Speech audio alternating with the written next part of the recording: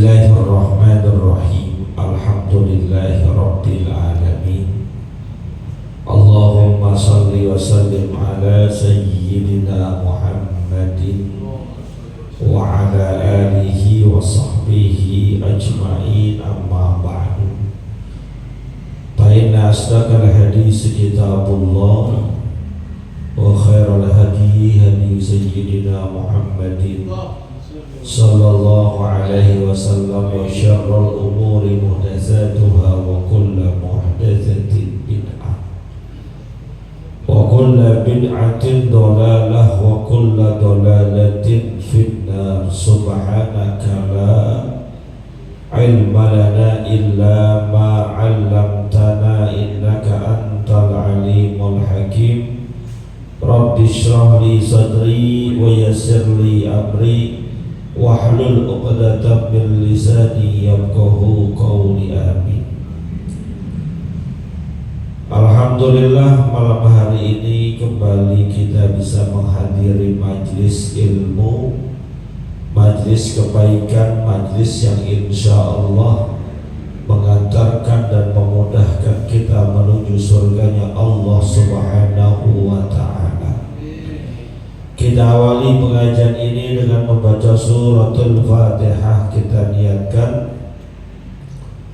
pahalanya sampaikan kepada pengarang kitab yang kita kaji, yaitu Syekh Muhyiddin Abu Zakaria Yahya bin Syaraf An-Nawawi Ad-Dimashqi, juga kepada orang-orang yang telah berjasa mewakafkan harta dan tanahnya untuk kepentingan masjid kita ini, pada orang-orang tua kita, kakek nenek kita, sanak famili, saudara serta guru-guru kita yang telah meninggal dunia, wabil khusus mereka yang pernah menyebarkan ilmunya di tempat kita, di antaranya almarhum al-mafullah Kiai Haji Ahmad Ribian Hidayat LC, almarhum al-mafullah Kiai Haji Abdul Rashid bin Haji Muhammad Siddiq, almarhum al-mafullah Kiai Haji Abdul Rahim bin Haji Muhammad Siddiq, almarhum al-mafullah Kiai Haji Anwar bin Haji Muhammad, almarhum al-mafullah Kiai Haji Abdul Rahman bin Haji Salihun.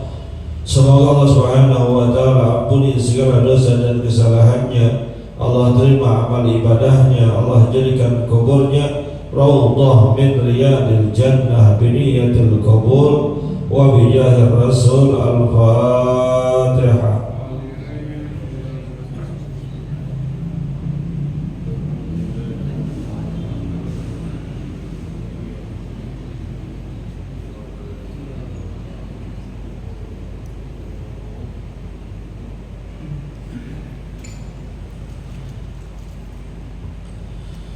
Melanjutkan bacaan kita. Bismillahirrahmanirrahim.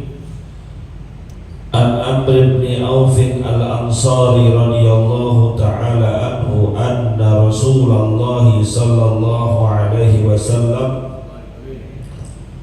ba'asa Aba Ubaidah ibn al-Jarrah radhiyallahu ta'ala anhu ila al-Bahrain yati bi jizyatiha, faqadima bimalin minal Bahraini, fasami'atil ansaru bi qudumi Abi Ubaidah, fawafau salatal fajri ma'a Rasulillahi sallallahu alaihi wasallam. Falamma shalla Rasulullah sallallahu alaihi wasallam insarafa fata'arradu lahu, fatabassama Rasulullah sallallahu alaihi wasallam hina ra'ahum thumma qala azunnukum sami'tum anna Aba Ubaidah ibn al-Jarrah qadima bi syai'in minal Bahraini, faqalu ajal ya Rasulullah, faqala abshiru wa ammilu ma yasurrukum, fa wallahi mal faqra asha alaikum walakinni asha an tumsatat dunya alaikum kama busitat ala man kana qablakum, fatanafasuha kama tanafasuha, fatuhlikukum kama ahlakathum. Muttafaqun alaih, wallahu a'lam. Hadirin yang dimuliakan oleh Allah, melanjutkan pembahasan kitab Riyadhus Shalihin pada bab tentang zuhud. Masih tentang zuhud, masih tentang peringatan Rasulullah jangan terlampau cinta kepada dunia. Ada hadis Nabi kita Muhammad sallallahu alaihi wasallam yang diriwayatkan oleh sahabat bernama Amr bin Auf al-Ansari. Berarti dia penduduk Ansar, orang Madinah. Radhiyallahu taala anhu anna Rasulullah sallallahu alaihi wasallam, bahwasanya Nabi kita Muhammad sallallahu alaihi wasallam ba'asa Aba Ubaidah ibn al-Jarrah radhiyallahu taala anhu ilal Bahraini yati bi jizyatiha, mengutus salah seorang sahabat Nabi bernama Abu Ubaidah bin Jarrah ke satu negeri namanya Bahrain untuk mengambil pajak upeti, jizyah. Abu Ubaidah bin Jarrah ini adalah salah seorang sahabat Nabi yang awal-awal masuk Islam juga. Dia masuk Islam karena dakwah dari Sayyidina Abu Bakar Siddiq radhiyallahu taala anhu. Berani orangnya, maka dikirim ke negeri Bahrain untuk mengambil jizyah, pajak. Jizyah itu adalah pungutan yang diambil dari orang-orang di luar Islam yang tinggal di negeri kekuasaan Islam. Jadi devisa pemasukan negara saat itu ada bersumber dari zakat, ada bersumber dari upeti jizyah, bukan pajak. Kalau kita kan pendapatan negara itu dari pajak. Apa juga dipajakin? Mohon maaf, kita beli motor pakai duit kita, yang pakai kita, bensinnya dari kita, disuruh bayar pajak tiap tahun. Kita nggak bayar pajak, ditilang. Mobil juga begitu. Kita makan di restoran, bahasanya orang Betawi, restoran. Kita bayar, mesen makanan yang kita pengen, kita makan pakai duit kita, ada pajak kita. Beli barang-barang apapun ada pajaknya. Bahkan dulu, zaman dulu masih rada kecilan dikit, saat TV hitam putih, itu TV aja ada pajaknya dulu tuh. Datang ke rumah kita masing-masing. Tuh kalau ada lagi sensus pajak TV ditaruh di kamar mandi, Pak. Biar gak ketahuan punya TV. Beneran itu saya ngerasain begitu. Pajak. Tapi dalam Islam zakat dan jizyah. Zakat itu tukhadu min agniyaihim wa tuqradu ila fuqaraihim. Diambil dari harta orang-orang kaya kaum muslimin, dikembalikan kepada kaum-kaum fakirnya. Dan digunakan juga untuk menghidupi roda perputaran negara. Jadi ada pajak, ada jizyah.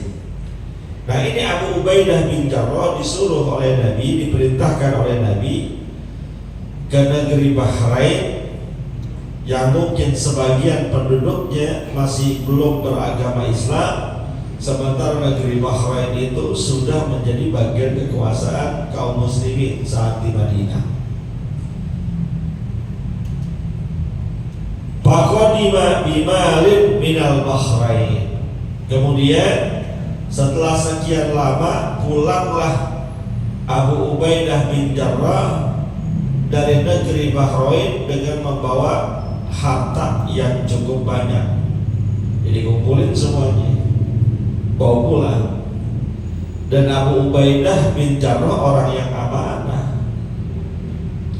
Mohon maaf, orang zaman sekarang kan rada susah dicari yang rada amanah.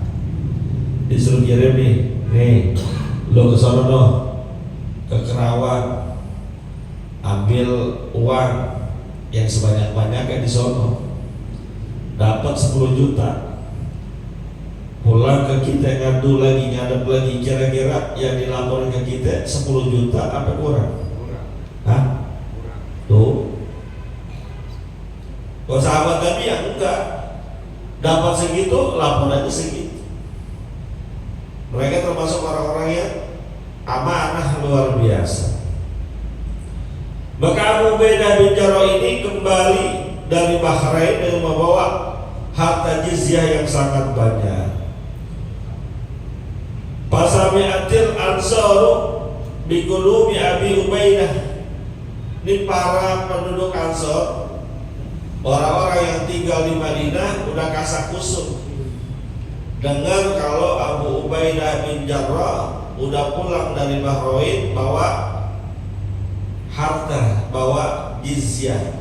Yang jizyah itu nanti dibagi-bagikan, ada pembagiannya tuh. Ghanimah juga begitu tuh. Harta rampasan perang itu ada pembagiannya. 1/5 buat Rasul, 1/5 buat ini, 1/5 buat ini, 1/5 buat ini. Ada bagian-bagiannya. Bagian kaum muslimin dapat, termasuk jizyah juga begitu pembagiannya. Namanya dengar bawa pulang harta jizyah yang bakal dibagi-bagiin, kan pada mulai kasak kusuk gitu ya, mulai rame udah. Ya dari dulu zaman sekarang sama dulu pada doyan tuh. Kalau udah urusan duit, rata-rata doyan. Harta rata-rata doyan. Cuma bedanya mereka nggak terlalu serakah, kita gampang banget serakah. Bedanya begitu. Kita mah serakahnya nggak kira-kira. Udah di tangan kita pegang uang segepok, di tangan kiri pegang uang segepok. Ada yang bawain lagi segepok, diambil nggak? Bukan main, gigit kalau perlu, kaki main. Duit soalnya gak ada cukupnya gitu. Nah, kasak kusuk itu terdengar oleh kaum Ansor bahwa Abu Ubaidah bin Jarrah udah pulang bawa harta jizyah.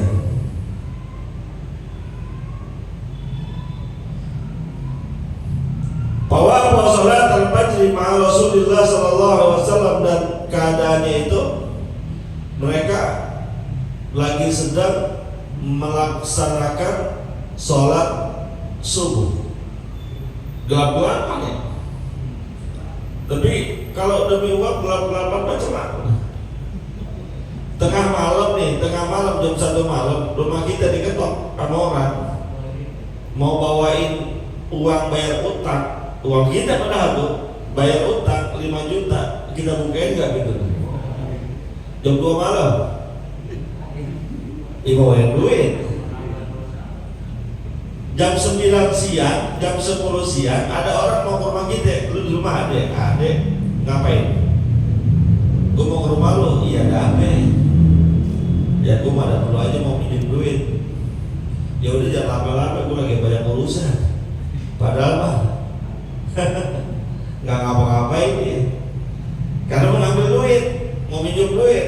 Coba kalau mau bawain duit, tengah malam bawain duit, kita ahlan wa sahlan. Ini subuh-subuh. Lalu falamma shalla Rasulullah sallallahu alaihi wasallam insarafa fa ta'arradu lahu. Maka setelah sholatnya selesai, mungkin setelah itu zikir wirid, kali ceritanya zikir wiridnya. Jadi memahami hadis itu jangan satu. Kalau kita patokannya hadis ini doang, nih Rasulullah, falamma shalla Rasulullah, setelah Rasulullah SAW sholat, langsung insarafa, berpaling tuh ngadep ke jemaahnya. Ini kalau hadisnya yang dipakai itu doang, berarti assalamualaikum, nggak usah zikir, langsung jalan aja. Makanya sering dikatakan oleh para guru, para kiai, belajar ini jangan cuma satu kitab, apalagi hadis, jangan cuma satu hadis. Yang ada kita salah paham dulu apa perbuatan yang dilakukan oleh Rasulullah dan juga para sahabat pun generasi setelahnya. Potret ataupun riwayat-riwayat yang menceritakan tentang Rasulullah itu banyak, dari berbagai macam sisi ada. Saya kasih contoh selain ini. Rasulullah mengajarkan kita makan, minum, duduk. Namun kita ketemu ada hadis yang menceritakan Rasulullah minumnya diri. Ada lagi keterangan hadis yang menyebutkan Rasulullah ketika minum air Zam-Zam berdiri. Terus yang benar yang mana? Yang diajarkan sambil duduk, yang dipraktekkan diri. Yang benar yang mana? Nah, begitu. Maka di sini perlunya ilmu ulama. Kalau bukan karena ilmunya ulama, kita salah paham mulu. Maka mohon maaf tuh, kemarin ada tuh ada TV yang mendiskreditkan ulama, mendiskreditkan pesantren, walaupun katanya udah clear, udah damai. Cuma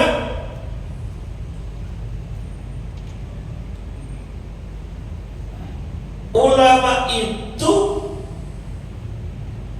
luar biasa jasanya apa kita. Sedih banget kalau ada orang mengecilkan ulama, baik datangnya itu dari orang yang awam terhadap agama ataupun orang yang baru setengah ngerti sama agama. Kalau yang kemarin tuh salah satu TV nasional, gue nggak sebutin namanya, cuman kantornya dekat Mampang. Gue nggak sebutin dah ya. Lu pernah tahu kan? Gak usah disebutin. Itu emang orang awam tuh. Dia nggak ngerti perannya ulama, jasanya ulama, harismatiknya ulama, memandang sebelah mata ulama, yang berkat mereka kita bisa memahami teks-teks agama dengan baik dan benar. Terima jadi gitu. Itu yang awam tuh. Baik, kalau kemarin ada yang boikot TV itu, saya nggak lakuin enggak. Pak Ustadz berarti nggak kompak, bukan. Gue jarang nonton TV. Gue nggak nonton TV juga kan gue tonton. Jadi nggak ngamalinya karena gue nggak nonton TV. Gitu. Jadi itu dari orang yang awam tuh. Kalau saya sih mereka memang orang awam dan disusupi oleh orang-orang yang nggak demen sama Islam, mendiskreditkan pesantren yang memang jasanya luar biasa. Kalau bukan karena adanya pesantren, nggak akan bergerak perlawanan melawan penjajah Belanda di bumi Indonesia. Maka kemarin banyak yang turun, alhamdulillah, terutama dari kawan-kawan kita. Dan tentu ulama ya memang basicnya orang-orang. Ya cuma mohon maaf Pak, giliran yang lain nggak turun ya. Ya kan? Bagus, saya setuju, saya dukung ya. Mereka bergerak, cuma kadang-kadang nih giliran yang lain dia nggak mau turun. Giliran yang ini dia turun. Maaf ya, ini RNU, maaf ya.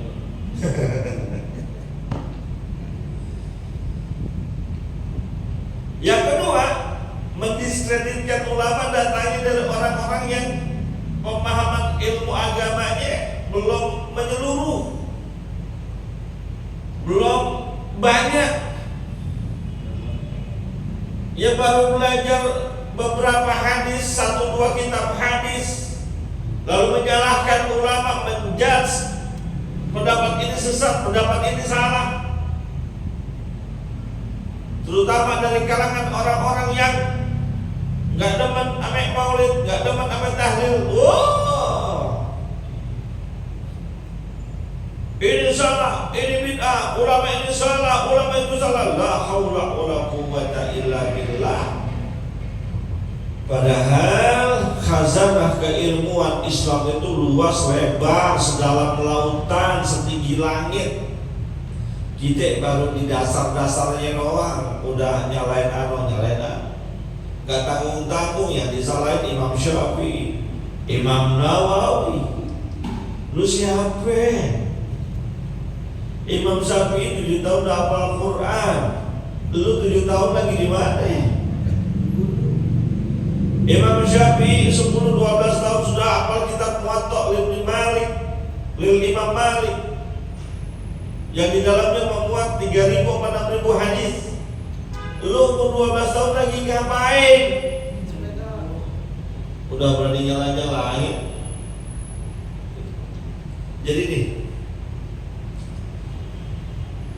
nggak diceritain nih tentang Rasulullah habis sholat zikir langsung ngadepin jamaah, nggak diceritain. Kenapa?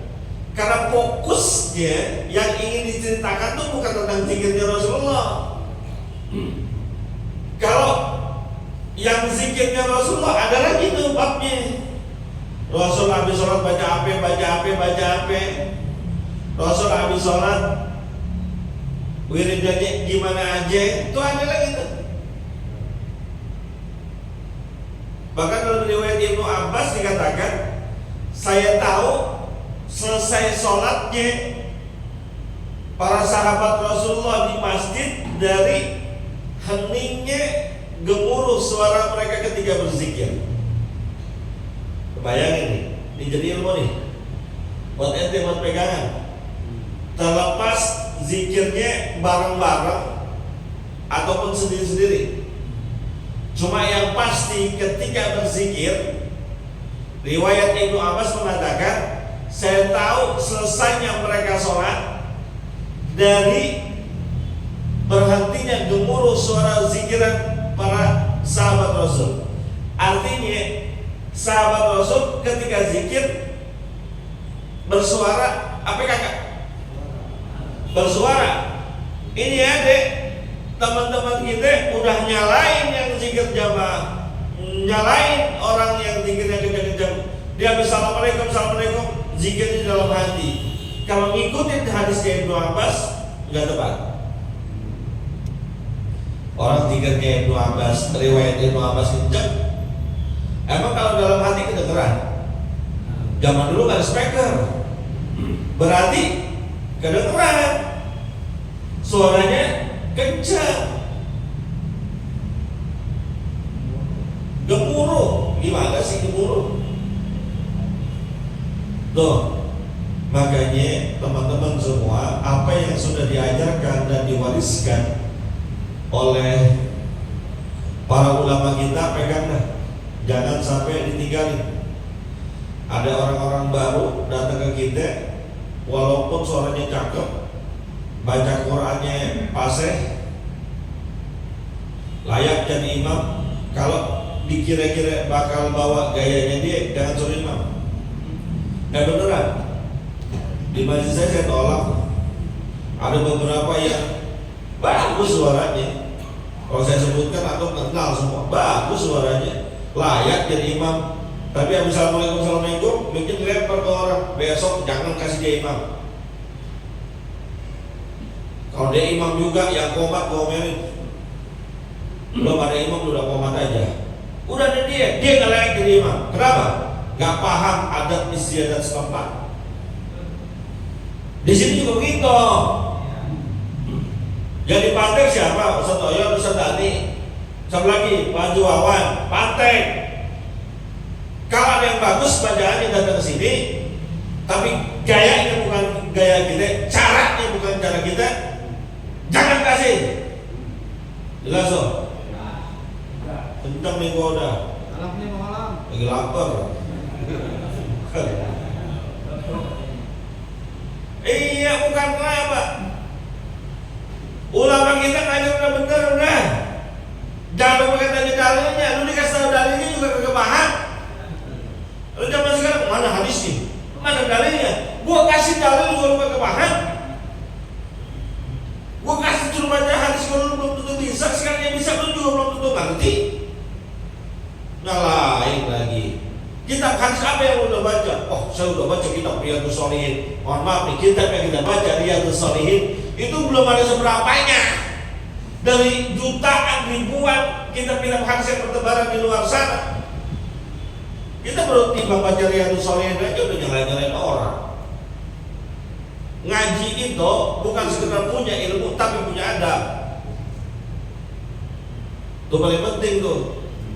Tapi orang bisa beradab kalau punya ilmu.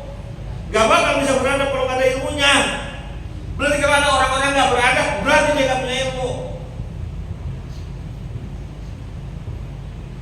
Ngaji, dapat ilmu, membuat kita beradab. Udah. Semakin tinggi ilmu seseorang, semakin nunduk. Enggak petantang-petenteng. Kan udah saya bilangin, orang kalau belajar silat baru 1-2 jurus, ya aku juga diajakin duel.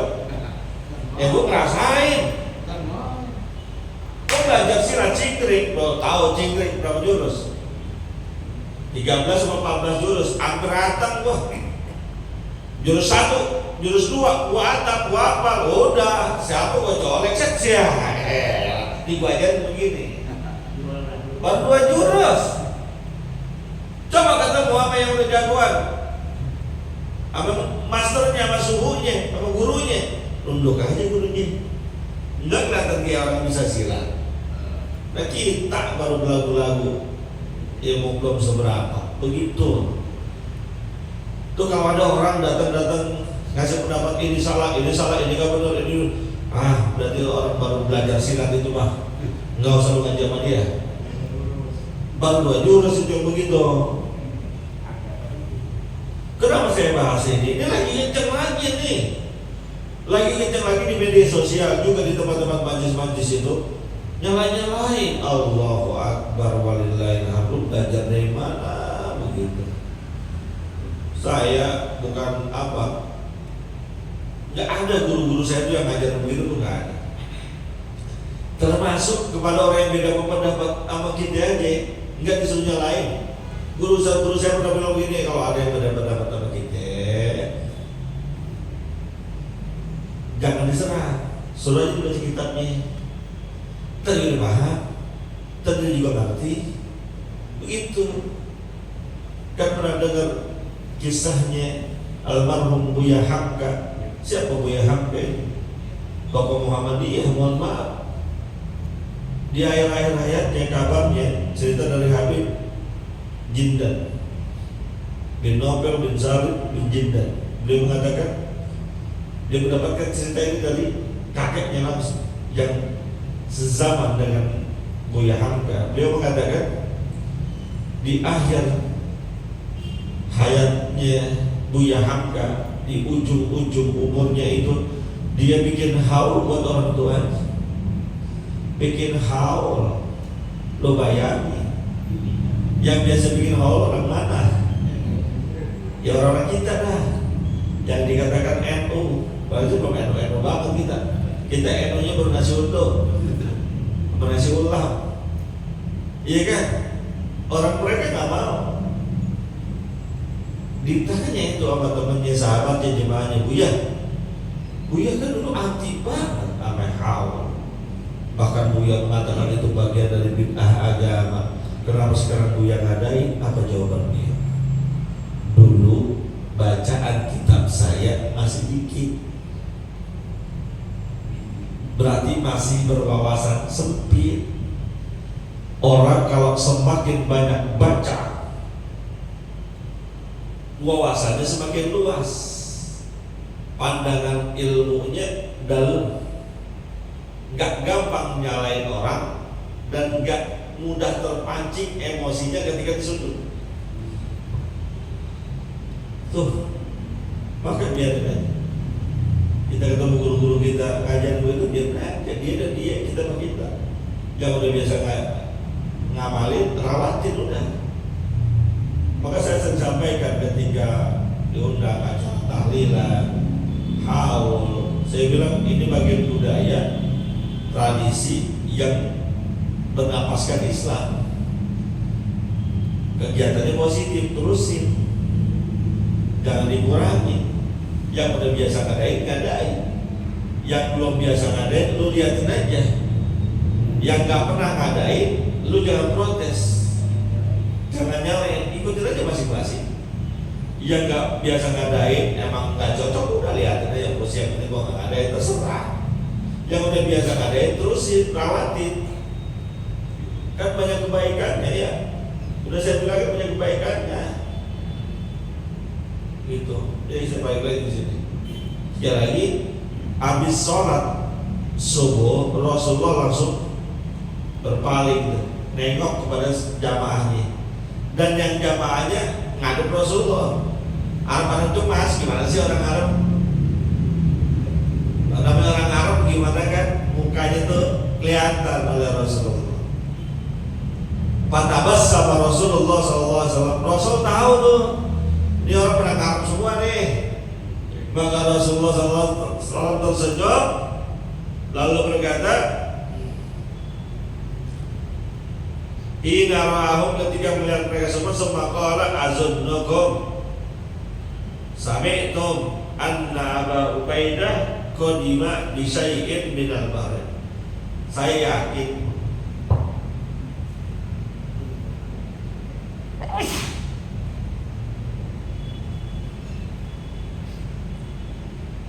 yakin saya tahu bahwa kalian udah dengar bahwasanya Abu Ubaidah bin Jarrah udah pulang dari Bahrain, dan pulangnya bukan lenggang, bawa sesuatu. Udah pernah dengar kan? Ya udah dengar, emang udah ngarep-ngarep. Pakalu mereka bilang ajal, ajal tuh udah iya udah, udah ajal ya Rasulullah, iya ya Rasul, benar ya Rasul. Baqala, kata bagian Rasul, absyiru wa amilu ma yasurrukum. Gembiralah kalian, ambillah dari harta yang dibawa oleh Abu Ubaidah bin Jarrah yang bisa kebahagiaan kalian, yang bisa bikin urusan kalian lancar. Ya duit. Al-fulus hayatun nufus, bidunil fulus mampus. Uang itu bisa menghidupkan manusia. Gak ada uang, hapus. Di zaman sekarang apalagi, jangankan hidup, meninggal aja udah pakai duit. Iya, meninggal aja udah pakai duit, jangan kata hidup. Meninggal belum yang mandiin, udah pasti tuh mandiin. Ada yang suka mandiin, sampai tuh suka mandiin kan? Berapa duit kalau misalnya? Berapa duit kalau mandiin? Paketannya berapa deh? Ya 1 yon ya, berapa duit 1 yon? Mandiin. Oh, gope nggak cukup ya? Paling nggak 7,5 800. Tuh, mandinya 800. Mendingan orang hidup mandi. Orang mandi 800 pak. Kita mandi pakai sabun colek jadi. Bener, saya pun pernah mandi pakai sabun colek pak. Beneran, kagak disabun mau gimana? Ada sabun colek, punya bocoran gue pakai sabun colek, berbusa-busa juga. Itu baru mandiin. Habis mandiin, nyolatin pakai duit gak? Kagak, nyolatin pakai duit. Dimana siapa yang ngajar nyolatin pakai duit?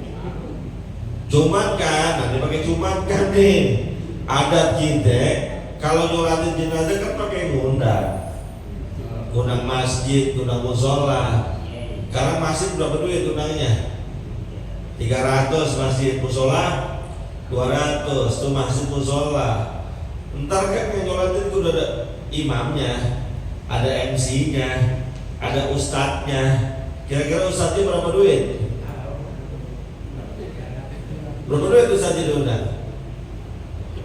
Lu mau tahu aja lu urusan gua. Udah itu urusan gua dah. Ya lu gak usah tahu udah. Yang penting dimasukin aja dah. Ya, rapi udah urusan. Tuh yang diamplopin banyak tuh, MC-nya diamplopin, imamnya, doanya, syahidnya, yang baca talqin, ya kan? Duit semua tuh. Berangkat habis nyolatin, berangkat ke makam. Sekarang ke makam bayar apa enggak? Di mana yang gratis? Mau di mana sekarang, mau dikuburnya di mana? Yang mahal loh, San Diego Hill. Lu bukan ukurannya. San Diego Hill gaya betul. Paling murah 700 juta San Diego Hill. Yang rada mahalan hampir 2 sampai 3 miliar. Itu dapat bocoran jawaban pertanyaan malaikat. Dan 3 miliar. Jeruk purut, ya jarang orang kampung kita jeruk purut ya. Itu udah mahal juga tuh jeruk purut tuh. 3 juta, 4 juta kayaknya. Kita main yang aman-aman aja, pikir-pikir sini keramat-keramat dah. Mau di mana nih? Keramat Lontar sono dekat kelurahan. Tempat siapa tuh? Yang udah numpuk-numpuk banget. Itu yang udah numpuk-numpuk aja mahal tuh. 1,5 baru. 2,5. Tuh yang dempet-dempetnya 2,5. Kontrakan cakapan dikit cuma 700. Tuh 2,5. Yang lain 2 juta. 1,5 juta mahal, pakai duit, mati aja pakai duit, apalagi hidup. Maka mendengar Abu Ubaidah bin Jarrah bahwa harta yang bakal dibagi-bagi pada senang, pada kira, ambillah kata Rasulullah, itu bakal membahagiakan kalian. Wallahi, kalau Nabi bilang ini, karena sesungguhnya demi Allah, mal faqra ahsya alaikum walakinni asa antum satad dunya alaikum. Demi Allah, Rasulullah sumpah, bukan kehidupan miskin yang saya takutkan dari kalian. Yang paling mengkhawatirkan buat saya adalah, kata baginda Rasul, ketika dunia udah dibukain selebar-lebarnya buat kalian, itu yang saya takut. Kenapa? Karena berapa banyak orang yang diuji miskin, diuji susah, diuji melarat, lulus. Dikasih kemiskinan makin tambah imannya, dikasih kesusahan makin kuat doanya, dikasih kesulitan makin panjang dia sholatnya. Lulus kapan? Dikasih susah. Tapi saat dikasih kemudahan, kesenangan, kemewahan hidup, telak dia. Telak udah kayak layangan. Miskin rajin pelanggar, belum kerja rajin masih Stalin, dia udah pegang duit ngilang.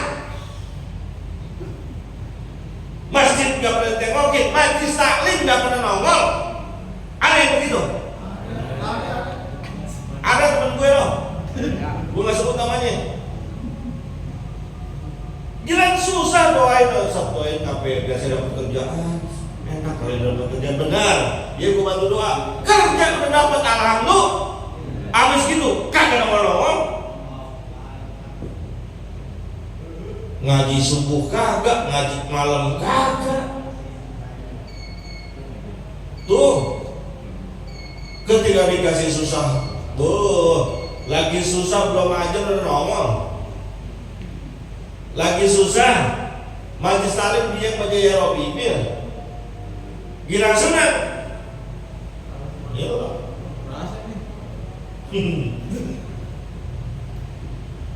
Begitu sebagus. Dia lagi senang, lagi susah senang.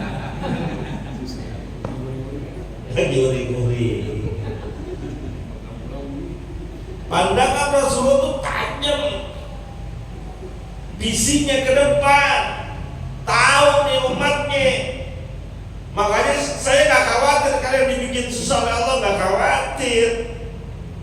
Kenapa? Pernah teruji saat pertama kali dakwah di Mekah, 3 tahun diboikot oleh pemimpin-pemimpin Mekah, diboikot ekonominya, gak bisa dagang, gak bisa bisnis, dibikin susah. Tapi akidahnya makin mantap, akidahnya makin lurus istiqomah.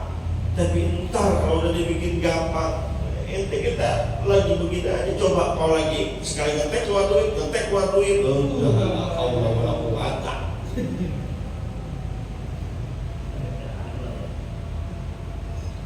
weekend ngaji malam Sabtu malam Minggu. Ya.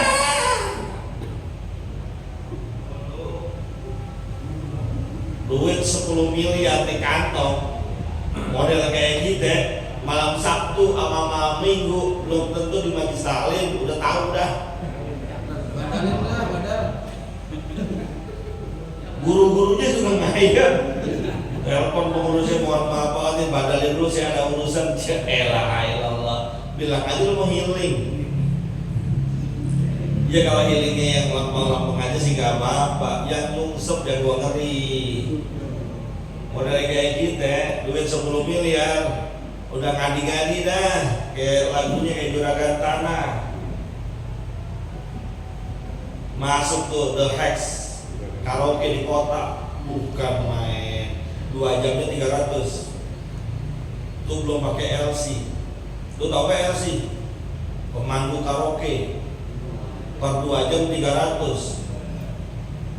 Itu cuma mandu doang, belum yang lain-lain. Karena negosiasi selanjutnya terserah Anda sesuai dengan perjanjian dan kesepakatan. Katanya, ini pojok pikir usah tahu makanya udah pernah kali ini. Katanya begitu. Hadirin yang dimuliakan oleh Allah, Rasulullah takut banget sama kita kalau kita udah jadi orang kaya yang gampang nyari duit. Makanya kalau sampai saat ini kita masih dibikin begini-gini aja, yang duitnya pas-pasan, bersyukur alhamdulillah karena Allah pengen kita lempeng terus. Model Ustadz Agus dapat 100 miliar nyari. Ada di mana kira-kira? Jangan seuzon. Jangan seuzon.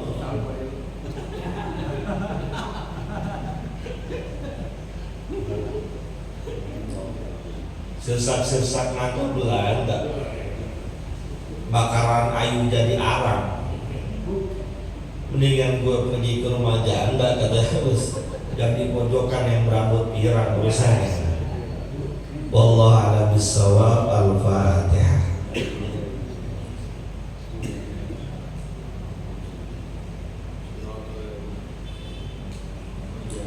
Bismillahirrahmanirrahim. Alhamdulillah. Allahumma shalli wa sallim ala sayyidina Rabbana ba'da bima 'allamtana rabbi 'allimna ma yanfa'una waqina waqi ahlana qarabatina amin wa hab lana ya wahhab ilman wa hikmatan wa rizqi ya razzaq kullana tasbihna wa bil khairi fatah amin wa bil ilmi 'alim kullana mubtala wa sallallahu alaihi wasallam wa ala alihi wasallam alhamdulillahi rabbil alamin. Terima kasih, mohon maaf. Assalamualaikum warahmatullahi wabarakatuh.